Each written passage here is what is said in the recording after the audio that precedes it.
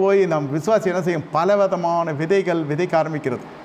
அவன் சொன்னான், இப்போ நீ எடுத்துக்கோ, கிரெடிட் கார்டு எடுத்துக்கோ, இப்போ நீ பொருத்தனை பண்ணு, இப்போ நீ அனுப்பு, இப்போ தேயி, இப்போ இந்த சிவி நம்பர் அனுப்பு, இப்போ நீ உடனே அதை ட்ரான்ஸ்ஃபர் பண்ணு, இப்போ நான் உங்களுக்காக ஜெபிக்க போகிறேன்.